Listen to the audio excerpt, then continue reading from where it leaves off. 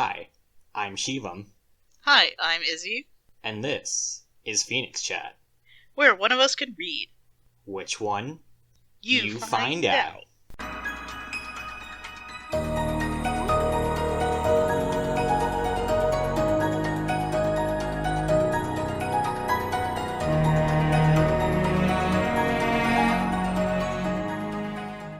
Hi, and welcome back to part 2 of PhoenixChat.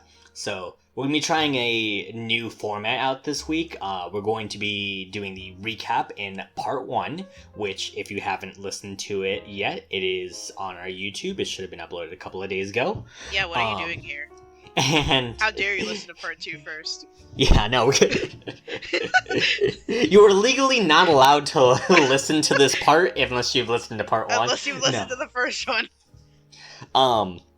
So in this part 2, we're going to be talking more about, instead of just exactly what happened in our campaign, we're going to be talking about the hows and whats of how we set up everything in our campaigns. More like a making of sort of thing. And this is also the segment where we're going to be talking more about questions. And so if you have any questions that you want to ask us, feel free to either drop it below in the comments, and we might discuss it in a future episode, or hit us up on Instagram, link in the description. So first thing I definitely want to talk about is that I was really, really proud of this dungeon because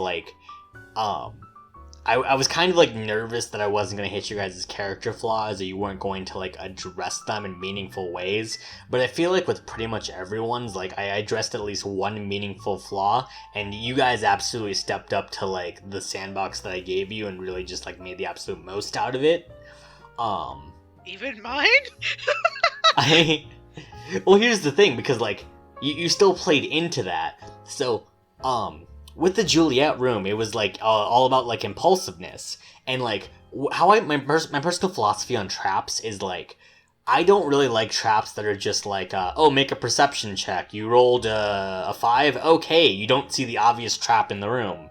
I personally like to play traps as that are more role playing challenges where if nobody stops you from doing a thing, then you will end up falling for it. So with the Juliet trap, it was supposed to be you both run down in the same direction, and at any point in time you could have easily chosen to stop, but the fake Juliet was constantly taunting you and flipping you off, and was basically it was a challenge to Juliet, and you, as Juliet, you're not going to back down from a challenge, so you kept going forward with it. And it's very, very easy for you to just completely ignore that, but you made sure to absolutely stay in character for that. So for those kinds of things, because I'm imagining Izzy knew this is a bad thing for her character, but Juliet absolutely wouldn't. How do you stop yourself from metagaming? So, I have a ritual when it comes to Juliet in particular. I drink a beer while playing D&D because Juliet is an alcoholic, for one. For two, I reach inside myself and I've been an actor for a very, very long time, so it's kind of easier for me, at least, to get into the mindset of characters, especially one that I've made and I know the ins and outs of her. Basically, I reach inside myself and I think, what is the stupidest shit I could do here? I'm not lying. No way, you actually think, what's the stupidest thing I can get away with? That I can get away with. That's actually a better term. Yeah, pretty much, what can I get away with here that won't break the party and or kill someone? Honestly, death I haven't contemplated yet, so we'll see. Anyway, oh my god. I think of all the impulsive shit I could have done anytime. There's so many times I've had to hold myself back, Shivam, you don't know. I haven't noticed. No. Toadbert would have been 10,000 times worse. Okay, stop, time out. No. What were you going to do to Toadbert? No, we'll talk about this later. Okay. Anyway. So... Give me a wait, can we just have a second sound so I can cut it out easier? Yeah.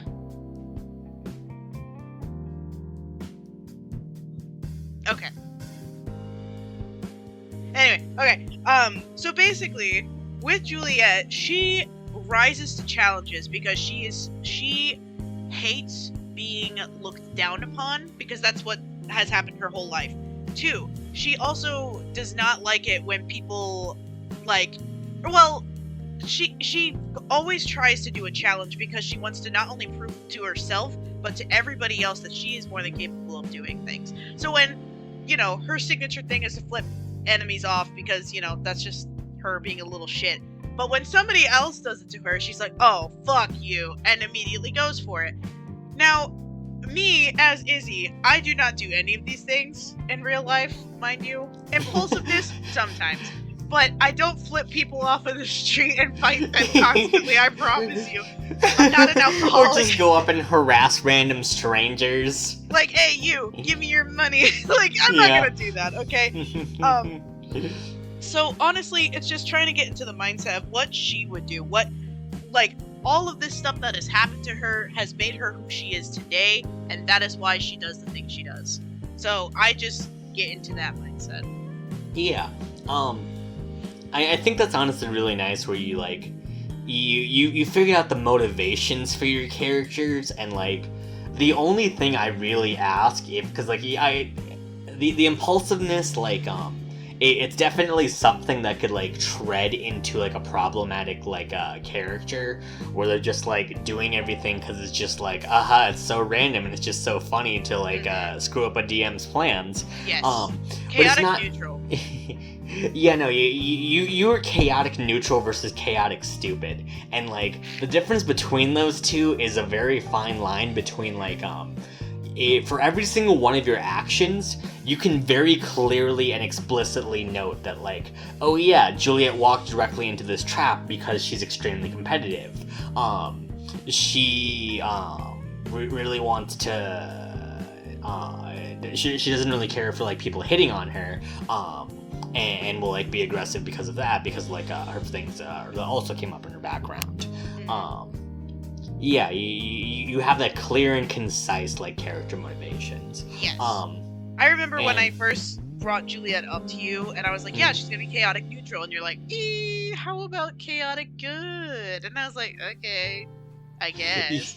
Yeah, and at this time we were just complete strangers, so I'm That's always fair. very skeptical when someone tells me chaotic neutral, because I'm very worried it's going to be chaotic stupid, but yeah. you definitely know how to play a chaotic neutral character well, and that's extremely hard to do, so props to you for that. I think it's because I myself am chaotic neutral. Anyway, continuing. Yeah. Other thing I wanted to note is, at the beginning of the arc, I kind of talk with you guys, and I'm after you guys lost your what you guys looked like, I basically kind of talked to you guys, and I was okay, I think what would be a really fun thing to do here now that you guys have lost how you guys look, is I want everyone to I've assigned you one other person, and I gave you a description of that character without telling them any sort of details about the appearance. So we had no idea the physical appearance. Yeah, so I gave Izzy Boondock's description, and for Boondock's description, it was very much just the Western aesthetic, the fact that they're a sheriff, they're no nonsense and very stern and serious, but they do enjoy to play their guntar. And I said not knowing that Boondock's a satyr, not knowing anything about they're being tall or whatever that appearance wise, what would you decide this character looks like? And if you want to explain what you decided Boondock look like. So in D&D mode, this is what I would think. If somebody gave this to me as a character prompt, this is what exactly I would make. A dwarf, a dwarf man, an older dwarf man, because I feel like they've seen some shit, they've lived through some stuff.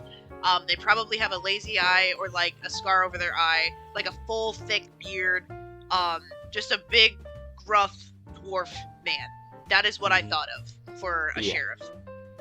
I really enjoyed that because like the biggest detail you put in there was that they are definitely like 55 or 60. They're around the grumpy old man Clint Eastwood age. Yes.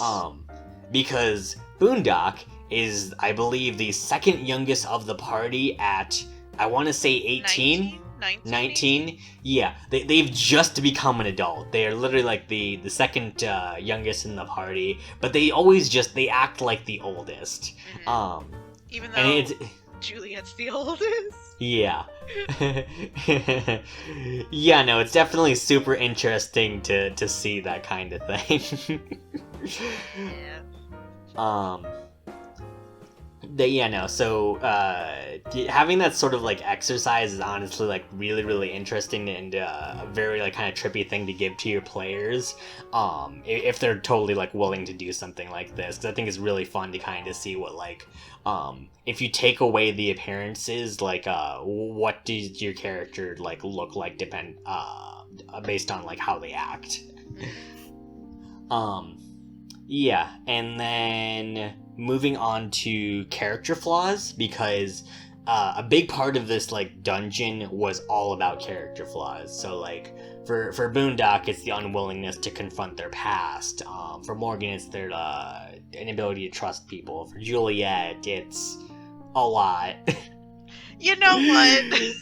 How dare you? How dare you? I have made this complex character. Juliet is like one of my most complex characters I've ever made. Yeah. And you, okay, I get it. She has a lot of fucking issues, yeah. But I'm just saying, like, it's not a bad thing, but do you agree that she has a lot of flaws? Okay, but based on all of the shit that has happened to her thus far, do you blame her? Yes, and that's what I kind of wanted to get at, is that, like, you made a character with a lot of flaws, and, like, that's what makes Juliet interesting, is that she does have so many flaws, and, like, occasionally she can be insanely, like, to the point of almost being detrimental, impulsive, and just, like, do bad things that'll get the party in trouble, but, like, she's actively wanting to become a better person, and she keeps trying to do that every single day, and that's what makes her so damn endearing, despite all those flaws. Wow, you actually like her, Shivam. I'm shocked. Just because I try to kill your characters doesn't mean I don't like them. Uh-huh. Okay, buddy. Okay. So, But getting into that, like, you did actually cite, like, you gave Juliet, like, a lot of trauma and stuff like that, so, I guess, like, how did you come up with, like, good, interesting character flaws? Because, like, I see a lot of people who, like, have, like, a character flaw of, like, clumsy, and I feel like, I don't know, I feel like that's nothing for, like, a DM to work with compared to, like, your flaws, so how did you work that? Okay, so I am the queen of traumatic backstories. Mm-hmm. The absolute top dog. Let me tell you. Every single one of my characters, I would give them a hug because I feel so bad for all the shit I put them through. Especially Juliet. So basically what I do is, after I decide, okay, this is the backstory I want to go with, like this kind of character, and then race and class, then I decide, okay, what things can I do to make them, like, good, like, things that can help the party, and bad things that can hinder the party, because I always think it's a really good idea to have the party work together to help each other with their strengths and weaknesses. So, Juliet's, there's a whole list of shit that is wrong with her, okay? But I'm just gonna stick to the main ones. Impulsiveness. She is a drunk. She likes challenges. She questions the law constantly. That is just what makes her her. But it makes, with her doing all of this stuff, though, it makes everybody else look good.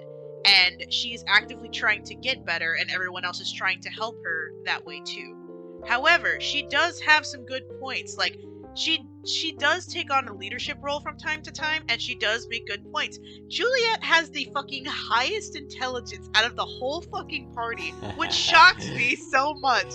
And she just chooses not to use it. She just chooses not to use it, yeah. But occasionally, like lately, she actually is using it. Mm-hmm. Because now she has a reason. Yeah, now she needs to take care of these people. And she Gosh, realizes how she needs dare to step she up to like that. these people now. Yeah. I think the most interesting part though is that like making good character flaws is something that like you create flaws that your DM is able to exploit. And that sounds like bad advice to like players because it's like, oh, I don't want my DM to like do that sort of thing and make my characters weak and stuff like that.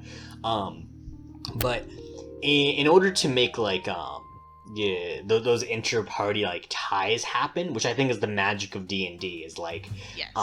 it's not about your one character being super cool and awesome and badass. It's about the entire party all combined together being like this incredible unit. Yes.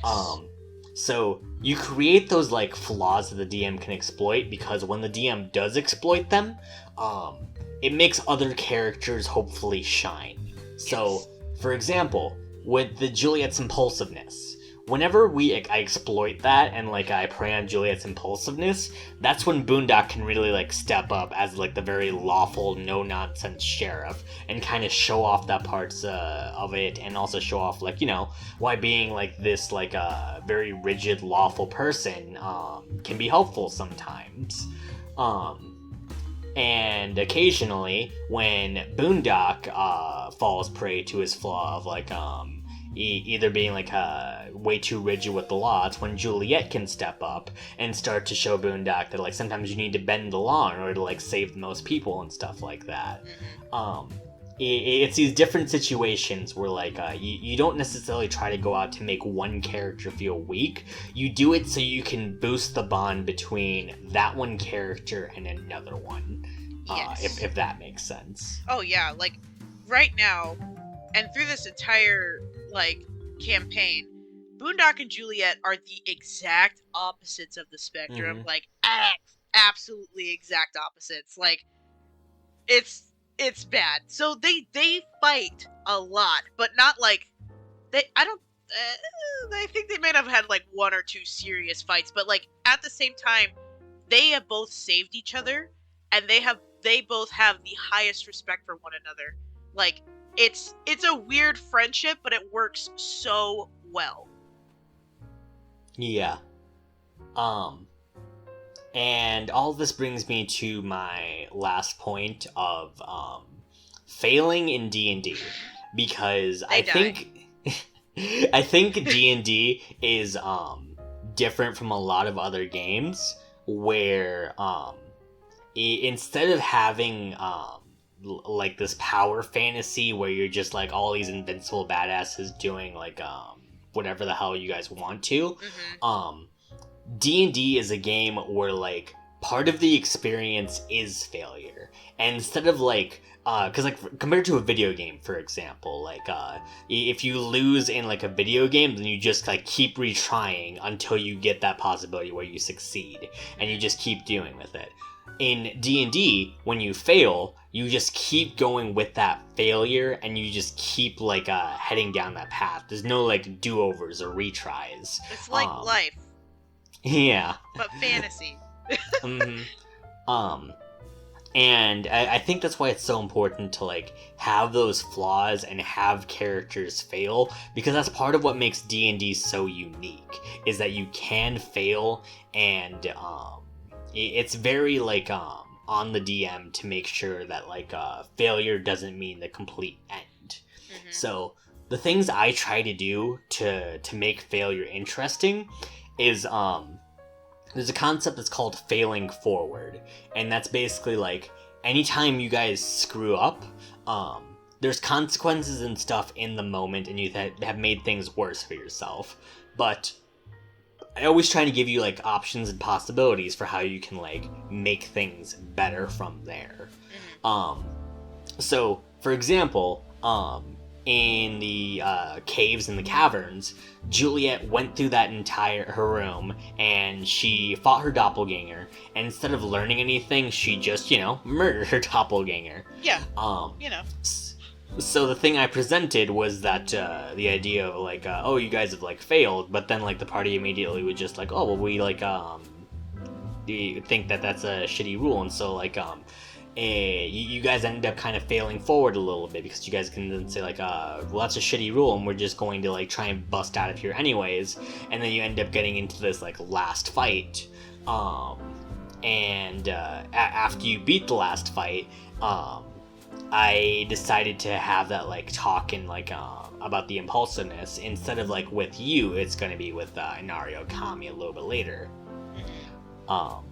Yeah, so it's just all about like because you fail like in the moment, but like eventually down the line you can succeed with it, and I think that makes it a much more interesting story, interesting characters.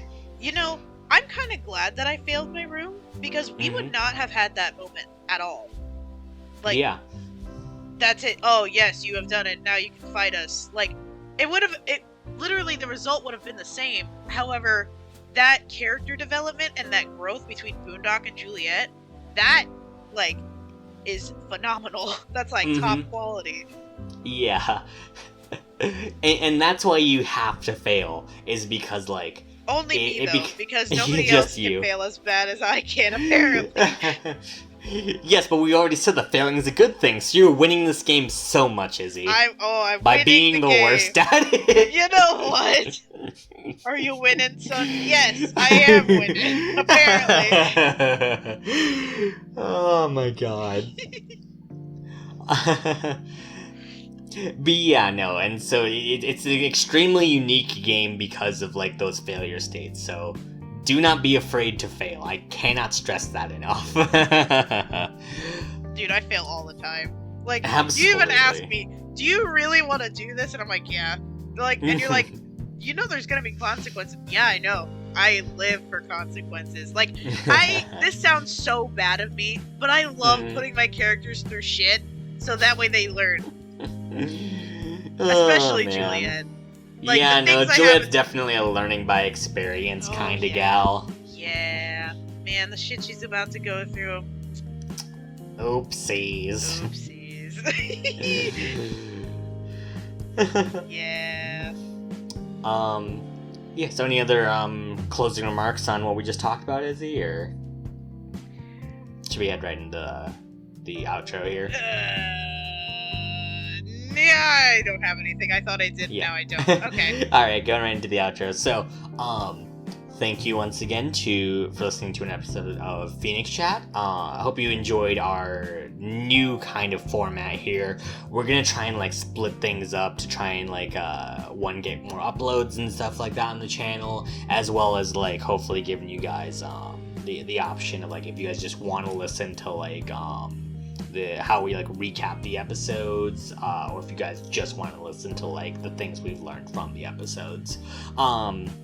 Yeah, so let us know in the comments if you're enjoying this like new format, or for anything we can do to like improve it for you guys. Once again, thank you to our patrons, Spicy Turntable, Modgoth, and Nyquil Dreamer. You guys help us motivate us to make more and better content for you guys. And if you guys have any more questions or stuff like that for us, feel free to ask us in the comments down below, or you can hit us up on Instagram, link in the description. Is there any final comments for the outro here? Nope. PhoenixChat. I don't know where I was going with that one, I'm not gonna lie. Wait, I thought you had a thing. Oh, I did have a thing? What did I have a thing for? Oh, I did, I forgot. Never mind. I'll do it next time. I already forgot. Good outro.